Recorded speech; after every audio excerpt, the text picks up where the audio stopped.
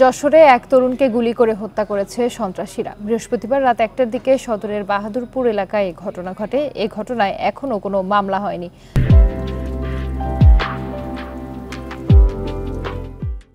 নিহত আব্দুল আলী বাহাদুরপুর তেঁতুলতলা ৪ রাস্তার মোড় এলাকার বাসিন্দা। স্থানীয় ইউপি সদস্য তরিকুল ইসলাম জানান, গতরাতে গুলির শব্দ শুনে তেঁতুলতলায় গিয়ে আব্দুল আলীকে রক্তাক্ত অবস্থায় পড়ে থাকতে দেখেন। এ সময় তাকে উদ্ধার করে যশোর সদর হাসপাতালে আনা হলে চিকিৎসক মৃত ঘোষণা করেন। পরে পুলিশ খবর পেয়ে মরদেহ ময়নাতদন্তের জন্য মর্গে পাঠায়। হত্যার কারণ জানতে তদন্ত করছে পুলিশ।